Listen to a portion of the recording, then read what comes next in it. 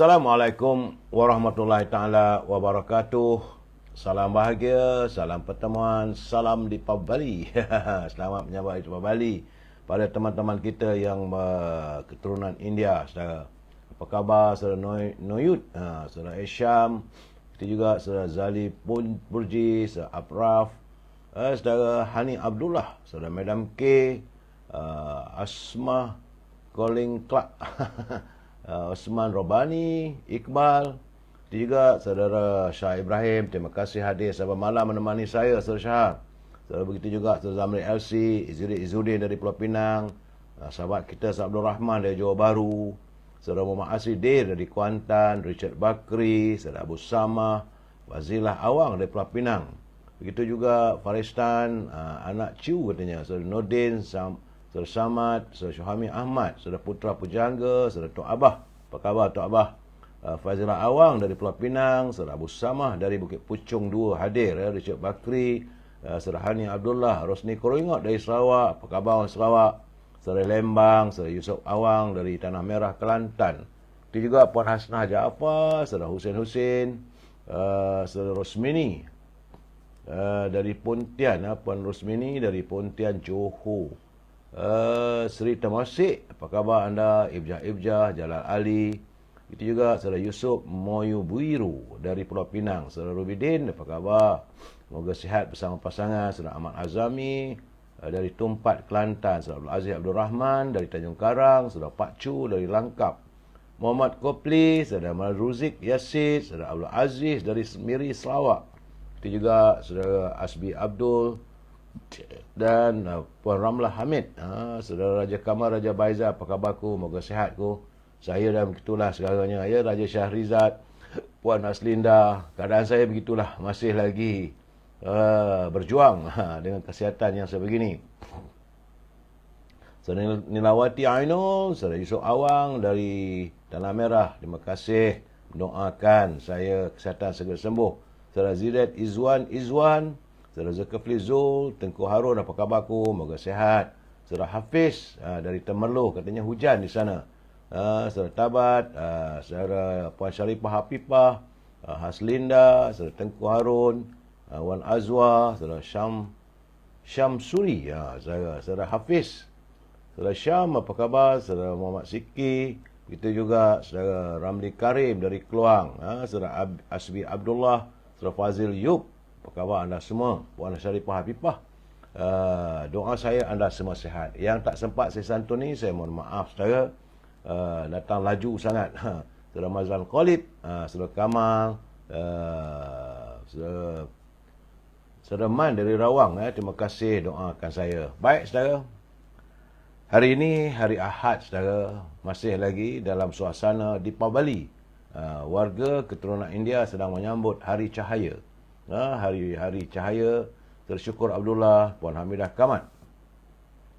Hari ini tanggal 12 November merupakan hari yang ke-1335. Jadi teman-teman yang merayakan hari Deepavali ini, pastikan anda melakukan penjarakan sosial, menjaga kesihatan. Sebab penyakit ni saudara kalau dah datang, memanglah datang macam ribut. Sap dia datang. Nak perginya, ya Tuhan. Saya pun dah masuk seminggu lebih. Terkemut-kemut. Macam apa ini, semut rasanya. Hijaz Karya, anak Pak Bilal katanya. Saudara Puan Haslina Hashim. Bila penyakit ni boleh datang, nak perginya susah saudara. Lambat. Tapi apakan daya, kita sebagai insan biasa di dunia ini terima sajalah dengan redha. Tak boleh nak kita kesalkan.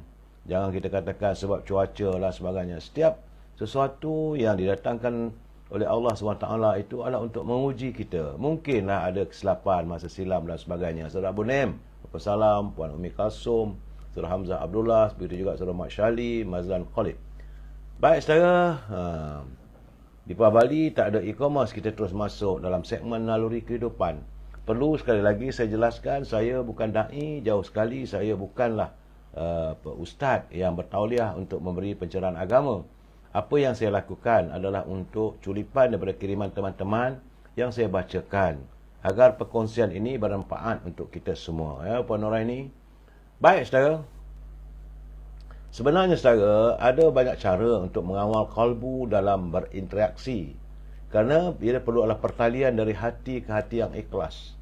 Jika itu kita lakukan saudara, insya-Allah akan terasalah sangat indah dan menyenangkan.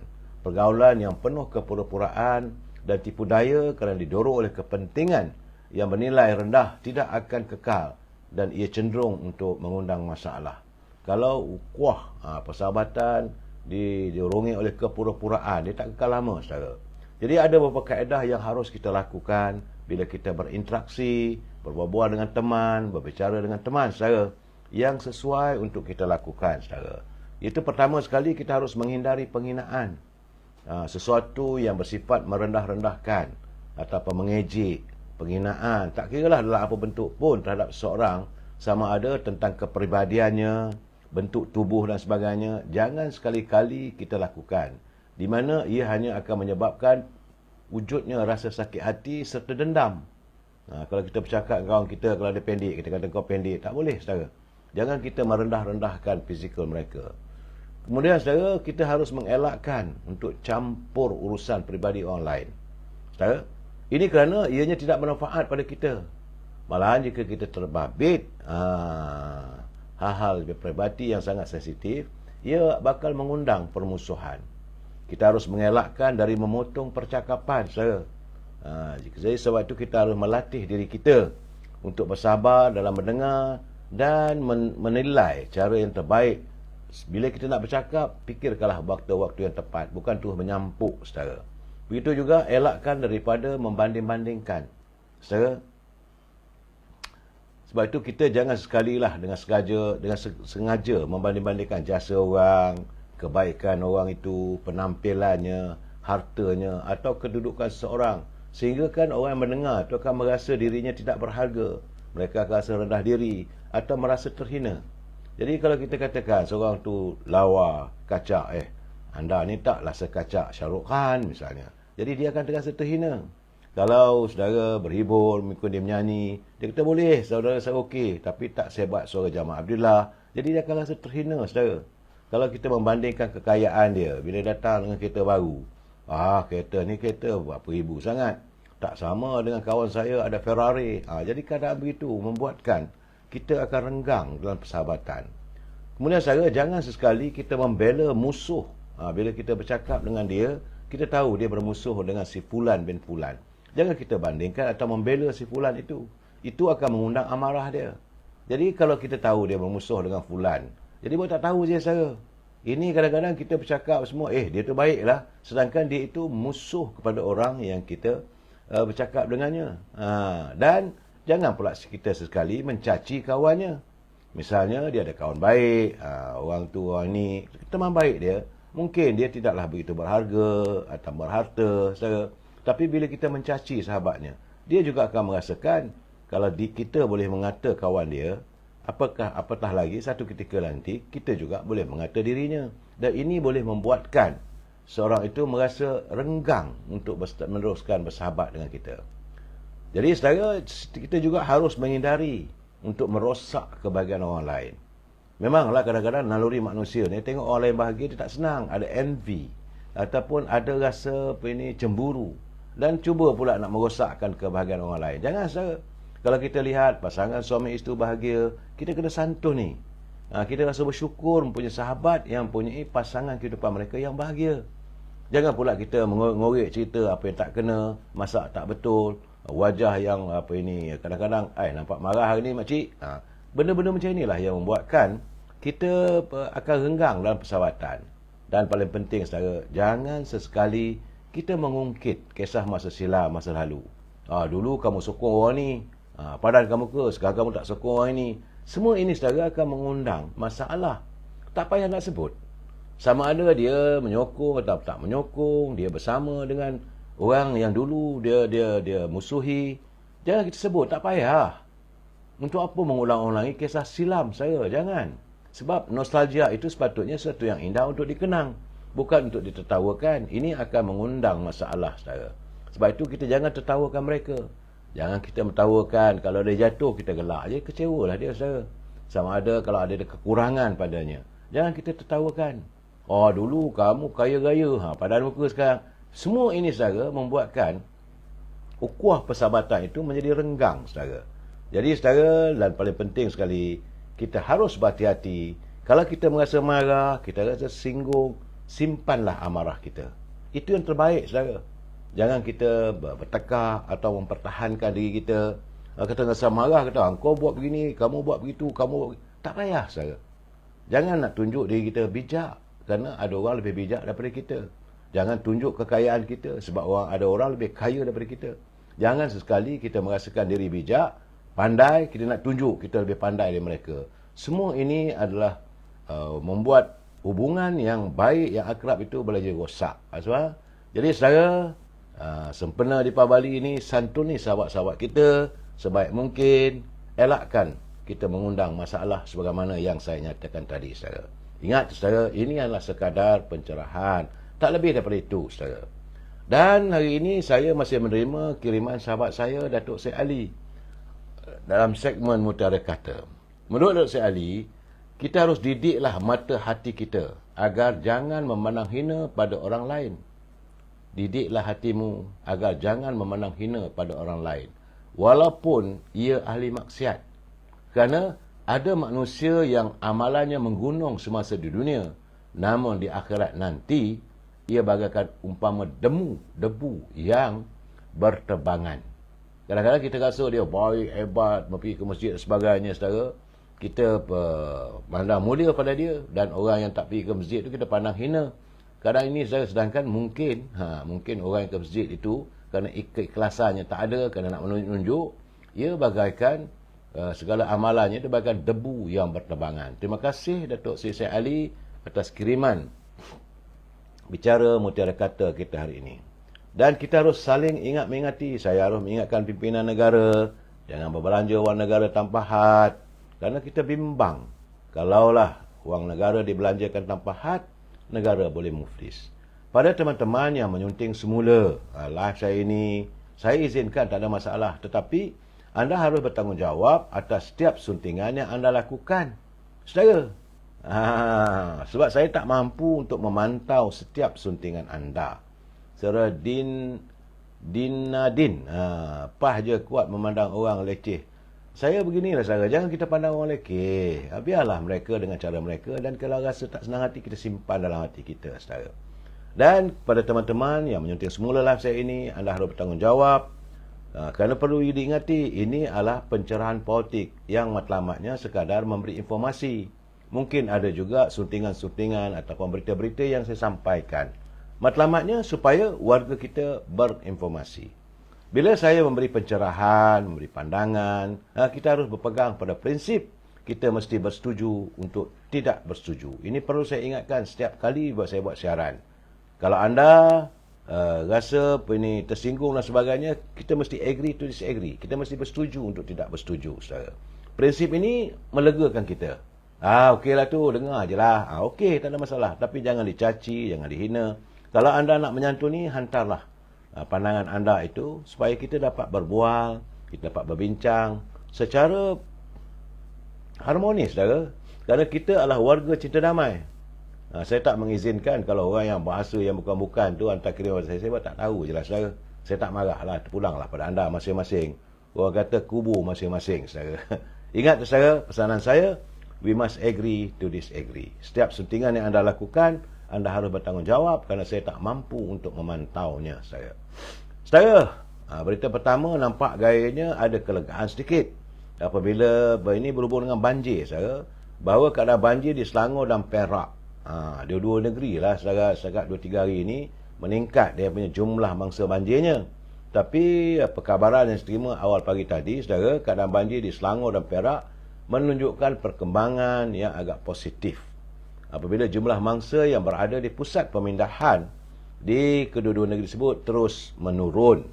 Di Selangor seramai 192 penduduk daripada 49 keluarga masih lagi berada di 4 PPS berbanding 225 orang. Saudara, laman sesawang info banjir Jabatan Kebajikan Masyarakat memaklumkan 4 PPS masih lagi beroperasi, itu Dewan Orang Ramai Jenderam Hilir, Sekolah Menengah Kebangsaan Dengkil, Dewan Orang Ramai Dengkil, daerah Sepang, serta Dewan Orang Ramai Kampung Bukit Canggang di Kuala Langat. Masih ada lagi penempatan, mengertinya air itu belum susut sepenuhnya, saudara. Sementara itu di Perak, jumlah mangsa nampaknya semakin berkurangan. Cuma sekarang ni 423 daripada 107 keluarga berbanding 432 kemarin, saudara. Dan mereka masih ditempatkan di beberapa pusat pemindahan sementara. Demikian menurut Sekretariat Jawatankuasa Pengurusan Bencana Negeri Perak. Iaitu katanya di Hilir Perak 169 orang ditempatkan di Dewan Serbaguna Padang Tembak. Sementara Dewan PPS, Dewan Majlis Pembandaran Teluk Intan, menempatkan seramai 70 orang. Masih ada lagi mangsa-mangsa yang ditempatkan di pusat pemindahan sementara. 40 mangsa ditempatkan di PPS Dewan Serbaguna Cikus. Sementara itu, mangsa banjir di daerah Krian pula berkurangan kepada 87 orang yang ditempatkan di PPS Sekolah Kebangsaan Cangkak Lobak, dan 57 orang lagi masih berada kekal berlindung di PPS Sekolah Kebangsaan Alor Pongsu. Puan Aziah Azizan, bagaimana, pernah dah melawat ke? Saya ingat anda kesempatan, sebab Puan Aziah Azizan dia berasal dari Alor Pongsu, dia tinggal di sana. Bolehlah bawa suami santuni mereka. Kalau ada makanan ke, masakan apa semua. Sebab tak ramai pun sekarang ni, sekarang ada 57 orang, saudara. Ingat, saudara, sentuhan kita itu memberi kelegaan kepada mereka yang mengalami masalah. Sementara itu, saudara, pihak kerajaan telah pun sebagai persiapan untuk menghadapi musim banjir. Sebab sekarang ni kita sudah pun berada dalam musim monsun timur laut. Walaupun ada beberapa negeri ada di Perak dan Selangor ada turun, tetapi saya lihat petang tadi hujan masih berjalan lagi. Masih lagi ada hujan yang turun, saudara.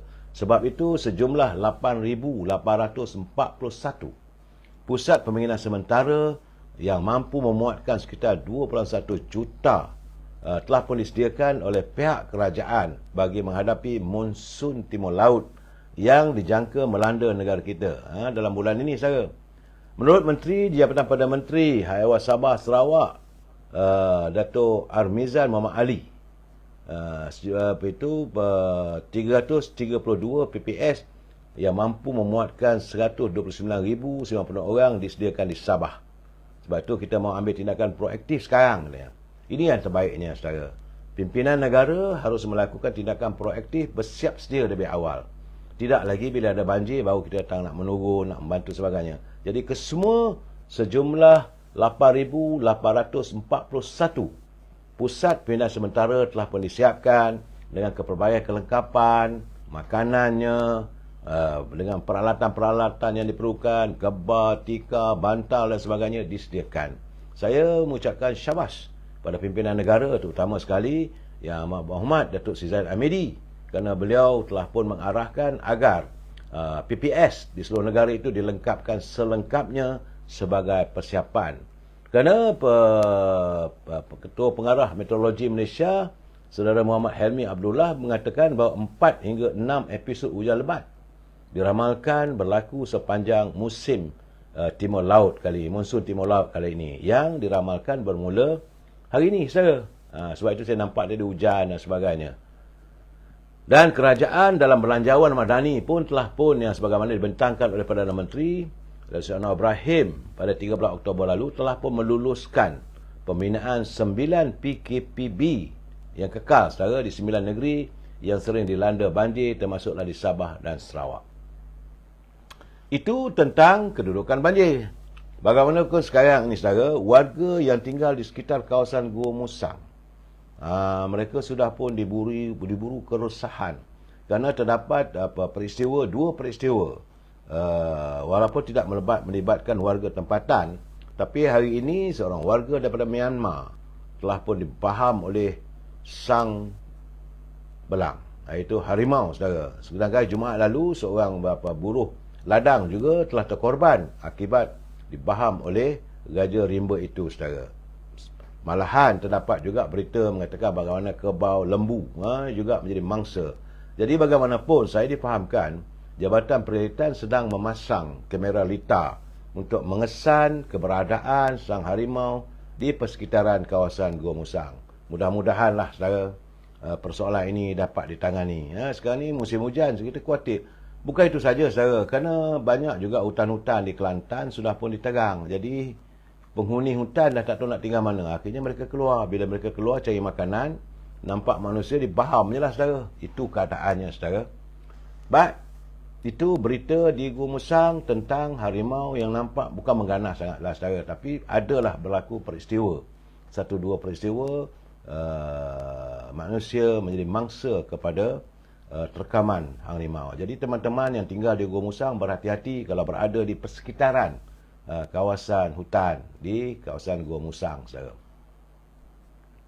Saya menerima berita petang ini, saudara, bahawa bekas anggota unit tindakan khas UTK, ingat saudara peristiwa pembunuhan model Al-Tantuya Sheribu, di mana salah seorangnya yang menghadapi tuduhan membunuh dan dijatuhkan hukuman mati oleh Mahkamah Persekutuan, itu Sirul Azhar Umar.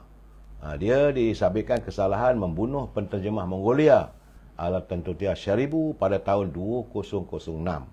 Bagaimanapun hukuman tidak dapat dilakukan kerana dia mengambil keputusan lari dan berada di Australia. Bagaimanapun keberadaannya di Australia, dia telah ditahan oleh pihak immigration dan ditempatkan di pusat tahanan. Bagaimanapun media Sydney Morning Herald, saudara, menyatakan puluhan individu yang telah pun dibebaskan oleh pihak penjara Australia, termasuklah Shirul. Tapi dia tidak diizinkan pulang, saudara, kerana Australia tidak mengizinkan hukuman mati diadakan di mana-mana. Dia tidak bersetuju untuk hukuman mati, hukuman gantung sebagainya. Australia tak setuju. Jadi kalau ada orang tu lari ke Australia, mereka mendapat perlindungan. Sebab itu sekarang ni Sirul dan Chief Inspector Azilah yang disabitkan kesalahan atas pembunuhan Al-Tantuya Sheribu, itu Sirul lari ke Australia dan mendapat suaka perlindungan kerana di Australia tidak dibolehkan hukuman mati dilaksanakan, saudara. Nampak gayanya memang ada tuntutan daripada negara kita supaya Shirul dibawa pulang ke Malaysia, tapi Australia berkeras, berkata tidak mengizinkan kerana dia dijadualkan menghadapi hukuman mati, saudara. Jadi untuk permohonan untuk membawa pulang Shirul ini masih lagi sedang ada perundingan. Sebab itu hari tadi yang bahagia Tan Sri Ketua Polis Negara Tan Sri Razaruddin Hussein sewaktu dihubungi oleh wartawan bernama, beliau mengesahkan bahawa Sirul Azhar telah dibebaskan dari pusat tahanan immigration di Villawood di Sydney, Australia. Tapi bagaimanapun pihak polis sekarang ini akan berbincang perkara tersebut dengan pihak berkaitan kerana dia sudah pun dijatuhkan hukuman. Jadi katanya permohonan untuk bawa pulang perlu ditanyakan kepada pejabat pegawai negara kerana ia melibatkan kerajaan Malaysia dan Australia. Jadi pihak polis juga akan cubalah berunding dengan pihak pegawai negara, macam manakah caranya untuk membawa pulang Sirul. Ini keadaannya semua orang tunggu. Macam-macam cerita kita dengar, saudara. Bagaimanapun tunggulah apa pula keputusan yang akan diperolehi oleh pejabat pegawai negara, saudara. Itu keadaan Sirul. Dan tentang Perdana Menteri kita hari ini, Yang Amat Berhormat Datuk Seri Anwar Ibrahim, selepas saja menghadiri sidang OIC, beliau mengambil kesempatan kerana berada di Riyadh, dia terus pergi ke Mekah untuk menunaikan umrah. Beliau akan berada di Mekah sebelum menghadiri persidangan pada 14 hingga 17 November. Hari ini 11 bulan, jadi dia ada di Mekah 2 hari. Selepas itu dia akan bergerak terus pergi ke San Francisco untuk menghadiri dan mengetuai delegasi Malaysia pada mesyuarat pemimpin ekonomi APEC di San Francisco. Jadi menurut kenyataan daripada Menteri MITI, Menteri Perdagangan Luar Negeri dan Industri, Tengku Zafrul, dia kata kehadiran Perdana Menteri mencerminkan bagaimana cadangan penghormatan aktif Malaysia pada mesyuarat pemimpin ekonomi APEC ke-30 yang pastinya akan menyumbang ke arah usaha menangani isu-isu yang kritikal di peringkat serantau, terutamanya di peringkat Asia Pasifik. Kerjasama Ekonomi Asia Pasifik merupakan forum ekonomi serantau di mana terdapat 21 negara ekonomi anggotanya, saudara. Bertema tahun ini temanya mewujudkan masa depan yang berdaya tahan dan mampan untuk semua. Banyak negara saudara yang menyertai gerombolan APEC ini saudara. Dan sewaktu berada di sana, Datuk Seri Anwar Ibrahim dijadualkan untuk mengadakan dialog tidak rasmi bersama pemimpin APEC, bersama tetamu lain, iaitu pemimpin daripada Colombia, daripada Fiji dan India. Ya saudara, menurut kata Tengku Zafrul, ia tentunya lah akan membuka peluang pada negara untuk mencari upaya dalam meningkatkan ekonomi negara. Beliau, Datuk Seri Anwar Ibrahim, turut dijadualkan mengadakan pertemuan dua hala dengan rakan sejawatnya untuk mengukuhkan ekonomi negara. Jadi, tentunya beliau akan memanfaatkan keberadaannya di San Francisco. Bersempena kehadiran San Francisco, Datuk Seri Anwar Ibrahim juga akan menyampaikan syarahan umum mengenai superpower rivalry and rising tension in the Asia Pacific. Datuk Seri Anwar Ibrahim ini ditunggu oleh warga antarabangsa. Sebab bila dia berada di sana, mereka menantikan ucapan-ucapannya kerana mereka senang dengan pandangan, buah fikirannya saudara. Dan kita harus bangga saudara mempunyai Perdana Menteri sedemikian. Amerika Syarikat dan Malaysia adalah antara 12 anggota pengasas APEC. Negara-negara lain ialah Australia, Brunei, Kanada, Indonesia, Jepun, Korea Selatan, New Zealand, Filipina, Singapura dan Thailand. Begitu juga negara China, Hong Kong, Taiwan, Mexico dan Papua New Guinea, di mana kumpulan ini diasaskan pada tahun 1993. Jangan pula orang mengatakan asyik berjalan dan saudara. Itu kan dah perlulah, sebab semua pemimpin dunia menghadiri APEC di San Francisco, di mana Presiden Amerika itu Bin Laden juga akan ada bersama saya. Biden. Saya panggil dia Biden. Itu keadaan saya. Baik. Hari ini banyak cerita tentang apa yang berlaku di Gaza. Dalam segmen Salam dari Gaza ni saudara, kita perlu menghayati satu persatu, sebab negara-negara Arab telah pun mengadakan sidang tergempanya. Bagaimana dalam sada sidang itu, Putera Mahkota Arab Saudi, dia mengatakan bahawa Israel harus bertanggungjawab atas jenayah terhadap rakyat Palestin. Jadi menurut Putera Mahkota Arab Saudi, Muhammad bin Salman, dia kata Israel perlu memikul tanggungjawab atas apa yang disebutkan jenayah yang dilakukan olehnya terhadap rakyat Palestin. Sebab itu beliau menggesa agar Israel segera menamatkan pengepungannya di semenanjung Gaza. Sebab warga Gaza sedang terkepung oleh tentera Israel. Jadi beliau berkata ketika sidang kemuncak luar biasa diadakan di Riyadh, saudara. Sementara itu saudara, waktu saya mendengar juga ucapan daripada Datuk Seri Anwar Ibrahim dalam persidangan tersebut. Jadi Perdana Menteri Datuk Seri Anwar Ibrahim menggesa agar negara-negara anggota Pertubuhan Kerjasama Islam OIC supaya secara konsisten mendesak pelaksanaan gencatan senjata serta-merta manakala bantuan kemanusiaan kepada penduduk Gaza disegerakan.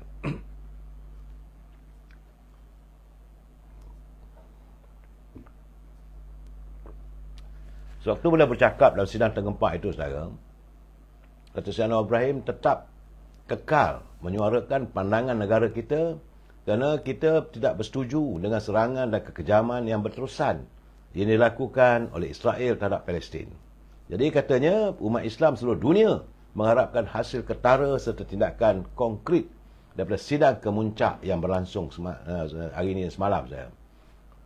Antara kenyataan Anwar Ibrahim, dia kata saya menggesa semua anggota OIC, anggota negara-negara Islam, menggunakan saluran dan rangkaian diplomatik masing-masing secara strategik dalam setiap dialog di semua peringkat, sama ada dua hala atau pelbagai hala serantau maupun antarabangsa. Jadi katanya marilah kita secara konsisten dengan tegas mendesak perkara ini dalam satu kempen diplomatik yang bersepadu untuk memulakan pelaksanaan gencatan senjata dan menyegerakan, itu paling penting, bantuan kemanusiaan kepada penduduk Gaza, saudara. Ya, tentang menyentuh tentang penyingkiran paksa orang awam di Palestin, Perdana Menteri mahu tindakan itu dihentikan sebab Israel memaksa warga yang tinggal di Gaza itu keluar daripada kawasan Gaza, sama ada mereka pergi ke Syria, pergi ke Mesir dan sebagainya. Datuk Seri Anwar Ibrahim menentang tindakan tersebut, saudara. Sebab menurut kata seorang Ibrahim ni, kata selama sebulan warga Palestin di Gaza terkepung dan terkurung dalam suasana yang cukup mengerikan. Anak-anak dibunuh dengan kejam, wanita terbunuh, orang tua terbunuh. Dalam keadaan begitu, kekejaman. Dan hari ini laporan saya terima lebih daripada 11,000, dah dekat masuk 12,000 warga Palestin yang terkorban di semenanjung Gaza. Sebab itu Datuk Seri Anwar Ibrahim mengatakan bahawa pihaknya menekankan Malaysia mengharapkan agar satu gencatan senjata yang tuntas dapat dilaksanakan. Tidak mampu lagi kita melihat kekejaman dan kepedihan yang dialami oleh warga Palestin. Saudara, dalam saat-saat negara-negara Islam bermesyuarat di Riyadh, saudara, tentera Israel masih meneruskan kekejamannya. Dan hari ini mereka telah pun mengepung Hospital Al-Shifa. Apabila operasi tentera di darat menceroboh semakin jauh ke dalam wilayah semenanjung. Hari ini, saudara, menurut portal berita Al Jazeera, saudara, kereta-kereta kebal tentera rejim itu mengepung Hospital Al-Shifa. Sebab itu Pertubuhan Kesihatan Sedunia memaklumkan mereka sudah terputus hubungan dengan para petugas dalam hospital terbesar di Gaza itu. Waktu yang sama, saudara, hospital tersebut sudah terputus bekalan elektrik. Ramai yang terkorban. Malahan saat semalam tadi 2 bayi mengalami maut kerana ketiadaan bekalan oksigen, kerana dalam keadaan pramatang. Itu demikian menurut pengarah hospital Muhammad Abu Salmiah. Dalam keadaan begitu, saudara, nampak gayanya, saudara, kesan daripada suasana walaupun satu persidangan negara-negara Islam diadakan, tapi Israel masih terus lagi dengan teganya, masih lagi dengan sombong dan angkuh, saudara. Dari Tel Aviv, Benjamin Netanyahu katanya telah menolak seruan antarabangsa agar gencatan senjata segera dilakukan. Sebaliknya, mereka berazam untuk terus memberi tekanan dan sekaligus melawan musuhnya itu Hamas di Gaza. Menurut Perdana Menteri Israel, peperangan melawan Hamas akan diteruskan. Orang dah minta gencatan senjata, dia kata tak peduli. Sombong Netanyahu ni, saudara. Sebab itu katanya, dengan semua kekuatan kami, dengan segala kekuatan kami akan menghapuskan Hamas. Itulah kesombongannya, saudara. Dan saat ini katanya Hamas telah pun kehilangan cengkaman ke atas semenanjung Gaza. Mereka tidak punya tempat yang selamat untuk bersembunyi. Semua ahli Hamas sudah kami kenal pasti untuk kami kuburkan. Bongkak angkuh Netanyahu ni, saudara. Dan matlamatnya lain tak ada untuk menghapuskan sama sekali warga Palestin. Sebab itu di Tehran, Presiden Iran, iaitu Ibrahim Raisi, dia menegaskan, katanya sudah tiba masanya untuk kita mengambil tindakan daripada hanya bercakap-cakap. Iran tak mau lagi bercakap. Kalau Israel masih lagi berdegil, Iran sudah pun bersedia untuk melancarkan serangan. Sebab kata Iran, berhentilah daripada bercakap, berhentilah dari segi berunding dan sebagainya. Sebab itu katanya sidang kemencak tergempar Pertubuhan Kerajaan Kerjasama Islam di Riyadh. Dia kata menjadi pentas untuk menentukan tindakan yang boleh diambil. Sebab Iran dah tak sabar dah. Gaza bukan arena untuk berkata-kata. Itu kata pemimpin daripada Iran. Gaza bukan arena untuk berkata-kata. Ia sepatutnya untuk tindakan. Hari ini katanya perpaduan negara-negara Islam sangat mustahak. Itu kenyataan daripada Presiden Iran yang tidak lagi mau menoleh ke belakang. Kalau Israel masih berdegil, jawapannya lain tak ada. Adalah peperangan. Sebab itu sekarang tadi pemimpin Islam dan Arab telah pun mengutuk tindakan tidak bertamadun Israel di Gaza. Tetapi tidak memutuskan sebarang langkah mengenakan apa-apa tindakan ekonomi atau politik. Itu yang dikesalkan oleh pemimpin daripada Tehran. Sidang kemuncak tergempar di OIC di Riyadh menonjolkan perpecahan. Nampak gayanya, saudara, sidang yang diadakan di Riyadh itu menonjolkan perpecahan di kalangan pemimpin wilayah Arab dalam mereka menangani krisis antara Palestin dan Israel. Dan deklarasi yang dimuktamadkan semalam memang telah pun menolak dakwaan Israel bahawa rejim itu terpaksa bertindak kejam. Kerana itu semalam Israel mengatakan mereka bertindak kejam kerana konon nak mempertahankan diri. Tapi deklarasi negara-negara Islam menolak. Bagaimanapun masih lagi ada 2-3 buah negara yang berdolak dalik. Itu gambaran sekarang ni. Bagaimanapun Putera Mahkota Arab, Saudi, Muhammad bin Salman melalui sidang keputusan itu menegaskan, beliau berpegang pada prinsip pihak berkuasa Israel bertanggungjawab atas jenayah yang dilakukan. Itu keadaan saudara. Jadi kesan daripada itu, dari pemimpin Lebanon, saudara, sebab itu pemimpin gerakan pembebasan Palestin dari kumpulan Hezbollah, iaitu saudara Hassan Nasrallah, dia kata kumpulan itu telah menggerakkan tindakan ke atas Israel sejak seminggu lalu. Dan serangan dilancarkan di selatan Lebanon itu akan berterusan. Bahkan, Hezbollah turut menggambarkan serangan itu sebagai sokongan tambahan kepada gerakan Hamas. Ya, sebab itu dia berucap kepada penyokong-penyokongnya untuk kali kedua sejak berlakunya peperangan antara Hamas dengan Israel. Hassan Nasrallah berkata, Hezbollah yang dianggap sebagai pertubuhan pengganas oleh Amerika Syarikat dan negara United Kingdom serta negara-negara lain, kita sedang berusaha untuk menakluki wilayah Israel bersama-sama dengan senjata yang merangkumi pengeboman melalui drone dan peluru berpandu dengan bahala tepan antara 300 ke 500 kilogram. Israel dan Hezbollah sekarang ini saling berbalas serangan di sempadan kedua negara itu sejak lebih sebulan. Namun begitu, sehingga kini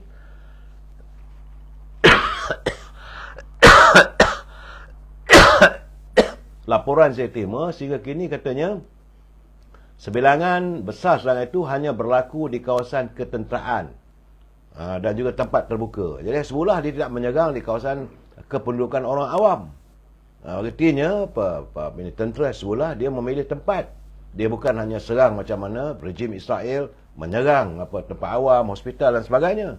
Sebab itu Hassan berkata Hezbollah sudah melakukan tindakan yang mencukupi dalam membantu Hamas di Gaza, dengan memastikan tentera Israel sibuk mengawal keselamatan di utara sempadan. Kepada yang ternanti-nantikan pengumuman berhubung tindakan yang akan diambil Hezbollah dalam masa dekat, Hassan menitipkan pesanan. Segala tindakan yang akan berlaku kelak adalah jawapan kepada tanda tanya yang anda lakukan selama ini. Jadi artinya Hezbollah tidak akan berkompromi dengan Israel. Saya nampak bahawa peperangan masih terbuka antara di Lebanon, antara kumpulan Hezbollah dan Israel. Itu gambaran yang saya dapat, saudara. Sebab hari ini, saudara, dalam saat-saat negara pemimpin-pemimpin negara-negara Islam bersidang, Israel masih terus melakukan serangan. Bagaimana di Hospital Al-Shifa, seorang doktor di Bandaraya Gaza semalam melaporkan tentera Israel melepaskan tembakan ke arah siapa saja. Dia dah kawal hospital tu. Siapa saja yang keluar daripada bangunan hospital akan ditembak. Sebab itu, di pekarangan hospital bergelempangan dengan mayat. Zalimnya. Siapa saja keluar hospital, tembak. Dan hari ini, mereka yang berada dalam hospital itu seolah mereka berada dalam penjara dengan menanti maut. Ini tidak ada peri kemanusiaan daripada warga Israel ni, saudara. Sebab itu menurut doktor semua, dan terdapat 60 bayi di unit rawatan rapi, 39 daripadanya yang telah pun ditidurkan telah pun meninggal dunia. Bertambah lagi mayat-mayat bergelempangan di luar dalam hospital lagi sebab bantuan tenaga elektrik tak ada, bantuan ubat tak ada. Sebagaimana saya katakan semalam, saudara, bayangkanlah pihak doktor, hospital terpaksa melakukan pembedahan tanpa menggunakan ubat bius. Bayangkanlah, saudara, anak-anak kecil yang tak tahu apa-apa tentang kehidupan, menjerit kesakitan apabila luka-luka mereka, pembedahan dilakukan tanpa ada langsung belas ihsan daripada Israel. Sebab itu Hezbollah mengatakan mereka harus menerima kesan daripada tindakan kezaliman yang mereka lakukan di Gaza. Saudara, bukan hanya sekadar dari Hezbollah saja, saudara, kita pun marah. Tetapi dunia hari ini, saudara, semalam dunia telah memperlihatkan sokongannya terhadap warga Palestin. Mereka berhimpun secara aman, saudara, di London. Kabarnya hampir 1 juta penunjuk-penunjuk perasaan melakukan demonstrasi, saudara. Mereka mengharapkan agar segera ditamatkan peperangan. Mereka membawa bendera, papan tanda Palestin dan melakukan slogan pro-Palestin. Perhimpunan mereka berarak menuju ke kedutaan Amerika Syarikat di London, saudara. Sebab itu Duta Palestin ke United Kingdom Hussam Zamlud berkata bekas pemimpin Parti Buruh Jeremy Corbyn iaitu ahli Parlimen Parti Buruh John McDonnell serta wakil NGO dan Kesatuan Kerja turut serta dalam National March for Palestine. Itu di London, saudara. Mereka bergerak terus pergi kedutaan Amerika di London menuntut supaya Amerika juga campur tangan menghentikan peperangan ini. Bagaimana pula di Paris, saudara? Sebab saya katakan tadi, dunia sudah melihat bagaimana warga dunia sudah bangkit menentang keganasan yang dilakukan oleh rejim Zionis. Di Paris, ribuan peserta mengadakan demonstrasi mendesak gencatan senjata segera diadakan. Mereka mengadakan bantahan dari Palace de la République berarak ke Palace of the Nation dan memakai kefiah selendang hitam dan putih, simbol mereka menyokong pembebasan Palestin dengan slogan bebaskan Palestin dan hidup Palestin. Itu di Paris, saudara. Sebab itu Presiden Perancis Emmanuel Macron kemarin, saudara, telah memberitahu BBC bahawa Israel mesti berhenti melakukan mengebom Gaza dan membunuh orang awam. Sebab dia pun dalam keadaan sekarang tertekan. Rakyat Perancis sudah mula bangkit marah kalau presidennya, Perdana Menterinya tidak melakukan sesuatu menggesa agar gencatan senjata segera dilakukan. Saudara, beberapa perhimpunan lagi turut diadakan di sekitar bandar Maghribi dan Tunis. Saudara, di Marrakesh, di utara Maghribi, satu perhimpunan yang diajurkan oleh kumpulan pro-Palestin, Moroccan Initiative for Support, mengesahkan sokongan mereka kepada rakyat Palestin. Begitu juga di Casablanca, saudara, satu perhimpunan menggesa tekanan ke atas Amerika Syarikat dan kuasa barat. Sementara itu, ratusan penduduk di Tunisia menyertai perhimpunan Tunis membantah. Jadi reti, saudara, seluruh dunia sudah pun bangkit menentang keganasan rejim Zionis ini. Sebab itu hari ini, saudara, akhirnya sidang kemuncak tergempar Liga Arab dan Negara Islam, mereka telah pun meluluskan ketetapan supaya menuntut serta-merta Israel menamatkan keganasan. Ya, sidang itu menugaskan ada juga bahawa kena ada dihantar wakil mereka untuk bertemu dengan pihak Israel. Iaitu Menteri Luar Arab Saudi, Menteri Luar Jordan, Mesir, Qatar dan Turki, Indonesia, Nigeria dan Palestin untuk memulakan tindakan perbincangan agar segera dihentikan pengeboman oleh Zionis, saudara. Jadi sebab itu sidang kemuncak yang berakhir semalam, saudara, telah pun membuat keputusan bahawa peperangan antara Israel dengan Gaza mesti dihentikan. Cukup-cukuplah rakyat, warga Palestin, saudara, diperlakukan lebih teruk daripada haiwan, saudara, dibom hospital, dibom dan sebagainya. Dan kita amat mengharapkan agar kedamaian segera tercapai. Saya nampak gayanya sepatutnya itu di Palestin, tapi balik ke negara kita, suasana politik kita masih lagi tidak selesai. Saya melihat bahawa macam-macam cerita yang ada di negara kita ini, polemik politik, perbalahan sama-sama kita masih berterusan. Kita tak mahu mengambil pengajaran daripada apa yang berlaku di Israel, di Palestin. Bumi Palestin itu hancur hanya disebabkan oleh perbalahan politik antara kumpulan Hamas dengan kumpulan PLO. Sampai sekarang lagi, bila mereka tidak bersatu, mudah untuk musuh menyerang, mudah untuk musuh menawan. Itu keadaannya. Bagaimanapun sekarang, saudara, jadi saya melihat isu lompat-melompat, bukan melompat parti, tapi melompat sokongan. Kita dapat tahu 4 orang telah pun menyatakan sokongan mereka kepada yang Perdana Menteri, 4 orang ahli parlimen. Dan sekarang ini, menurut apa kata Tan Sri Syaril Samad, dia kata sokongan 4 ahli parlimen Perikatan Nasional tidak akan beralih sekiranya tanggungjawab sebagai ketua pembangkang digalas oleh pengusinya Tan Sri Muhyiddin. Jadi selaku bekas ketua UMNO bahagian Johor Bahru, Tan Sri Syaril Samad, dia kata jika Tan Sri Muhyiddin sendiri mengisi jawatan sebagai ketua pembangkang, tentulah beliau dapat benar-benar memimpin ahli-ahli parlimen Perikatan Nasional dalam parlimen.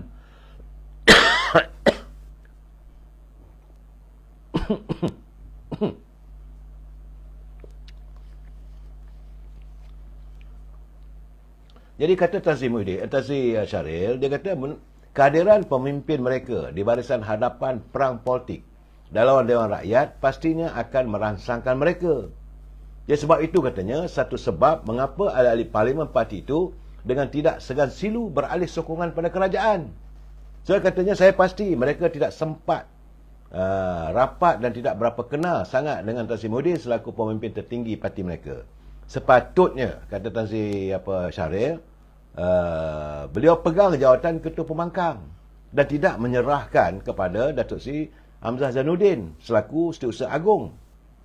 Itu menurut Tan Sri Syaril Samad. Sebab dia kata, jelas kepincangan yang sama juga pernah berlaku apabila Presiden UMNO menyerahkan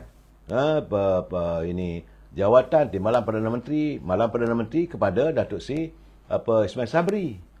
Malahan dalam suasana begitu mengundang kecelaruan dalam UMNO. Dan Barisan Nasional juga turut tercetus sehingga Datuk Seri Ismail Sabri sebagai naib Presiden UMNO pula yang menjadi Perdana Menteri ke-9.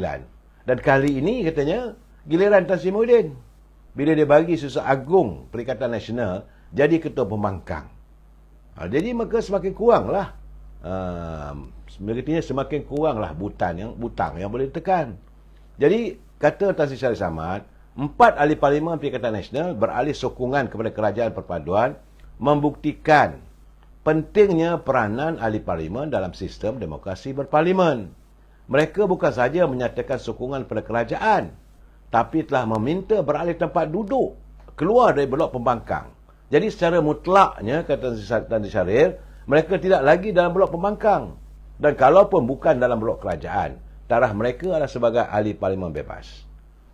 Dia katanya pemimpin tertinggi parti-parti pembangkang, terutamanya PAS dan Bersatu, pada zahirnya mereka tidak sangat melihat parlimen sebagai institusi terpenting dalam sistem politik negara.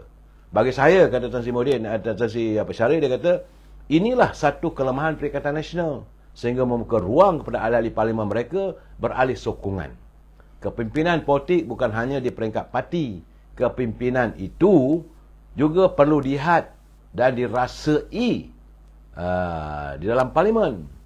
Jadi sistem berparlimen negara mengiktiraf perhadiran pembangkang dengan mewujudkan jawatan Ketua Pembangkang.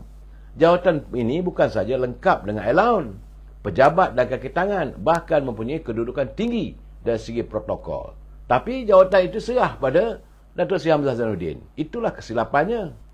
Dan sekarang ni saudara, akhirnya setelah sekian lama, ahli parlimen Gua Musang, Saudara Muhammad Azizi Abu Naim, setelah diam diri begitu lama, orang berhubung semua, dia pun mula buka mulut. Kenapa dia meninggalkan sokongannya kepada Perikatan Nasional dan mengalihkan sokongan pada kerajaan perpaduan. Ini bukan soal ada ada orang mimah, bukan soal tekanan katanya. Tapi sebab dia merasakan selepas, ini menurut kata Azizi, dia kata selepas dia mengambil keputusan untuk mengalihkan sokongan kepada Sultan Ibrahim, barulah Presiden Parti menghubungi dia. Barulah kawan-kawan dia dalam kumpulan Pakatan Perikatan Nasional yang mau bertanya khabar. Selama ini sepi. Jadi dia kata dia menerima panggilan daripada 5 pemimpin tertinggi Bersatu, termasuklah Presiden Parti Tan Sri Muhyiddin semalam. Namun dia tidak bersedia untuk mendedahkan secara perinci. 5 pemimpin tertinggi Bersatu menghubungi saya, termasuk Presiden Parti, tapi saya tak bersedia untuk menjelaskan butirannya. Saya menerima panggilan mereka selepas 4 tahun. Selepas 4 tahun menyertai parti, baru nak berhubung katanya. Jadi dia menyatakan kesediaannya untuk berdepan dengan sebarang akibat susulan keputusannya. Jadi pada dia dah, bila dah buat kenyataan begitu, barulah nak ambil concern. Dia sebelum ni buat tak tahu lah. Jadi dia kata apa yang dilakukan, mendapat sokongan daripada keluarganya dan sebagainya. Itu gambaran yang saya dapat setakat ini berhubung tentang kedudukan Azizi yang juga ahli parlimen daripada Gua Musang. Itu macam mana kata Tan Sri Syaril Samad lah. Itulah kelemahan pemimpin daripada Perikatan Nasional. Ahli-ahli mereka, dia buat tak tahu je. Itu memang saya berbual dengan teman-teman. Tengah hari tadi juga teman saya bertanya. Dia kata memang itu perangannya, dia kata. Sombong, angkuh, bila dia berjawatan, dia tak pedulikan orang. Tapi bila dalam keadaan terdesak, barulah nak cari kawan. Barulah kawan pun dia anggap, lawan pun dia anggap kawan. Itu keadaannya saudara. Jadi, terpulanglah. Bagaimanapun saya menerima juga cerita khabar. Tapi ini belum disahkan. Katanya di Melaka ada segerombolan ahli-ahli Bersatu sudah pun bersedia untuk kembali pada UMNO. Tapi sejauh mana mereka akan diterima semula, wallahu a'lam bissawab. Ada gambaran yang tual dalam media sosial hari ini, ramai mereka sudah mengambil keputusan untuk kembali. Mereka merasakan bahawa perjuangan dalam Perikatan Nasional adalah sia-sia. Saya tak mau komen lebih daripada itu, saudara. Sebab saya lebih concern tentang apa yang akan kita hadapi menjelang 18 November ini apabila penamaan calon di Parlimen Kemaman. Ini yang semua orang nak tunggu, saudara. Sebab itu mantan Seri Agung UMNO, Datuk Seri Ahmad Maslan, dia mengingatkan agar semua ahli parti di peringkat akar umbi supaya bersikap berlapang dada dan menerima siapa saja yang diputuskan oleh parti sebagai calon dalam pilihan raya kecil Kemaman. Dia kata sebagai ahli parti seharusnya mereka meletakkan kepentingan parti sebagai keutamaan bagi memastikan kemenangan Barisan Nasional. Tak kira siapalah, kata.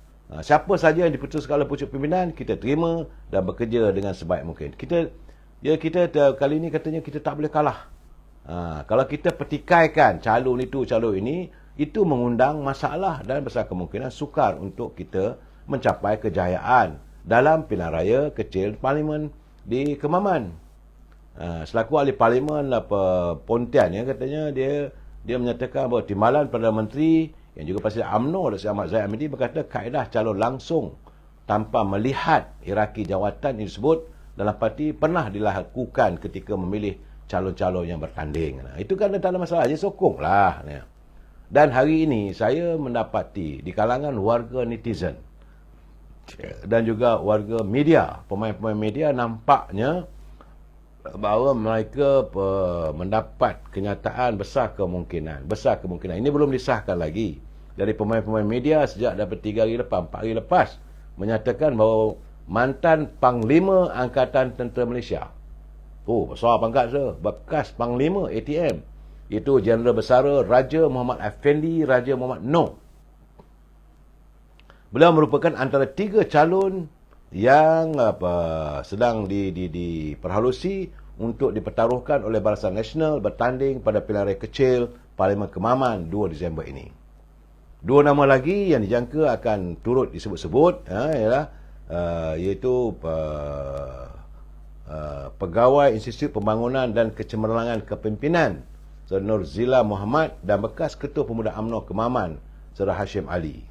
Difahamkan bahawa nama Raja Muhammad Effendi dalam usia 65 tahun adalah antara nama favourite sekarang ini di kalangan warga, internet, dan banyak orang merasakan ketepatan. Kalau Panglima sendiri turun, saya rasa itu wibawa seseorang itu tentulah lebih mantap lagi. Dan kata sementara itu Timbalan Pengurusi UMNO Negeri Terengganu, Datuk Nek Wan, dia kata dia mengesahkan nama Raja Muhammad Effendi antara yang tersenarai sebagai calon BN yang akan dipertaruhkan untuk bertanding di Parlimen Kemaman. Selain daripada itu, beberapa nama lagi turut senarai. Itu pulanglah sebab Datuk Seri Presiden UMNO telah pun mengumumkan bahawa mungkin ada calon langsung, iaitu calon yang tidak memegang jawatan dalam parti.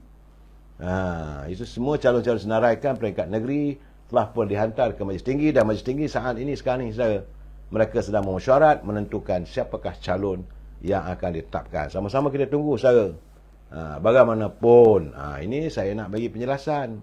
Bagaimanapun, Barisan Nasional Terengganu, ini Barisan Nasional Terengganu, ni masalahnya, saudara. Kadang-kadang dia orang ni bukan nak fikir soal nak menangkan parti.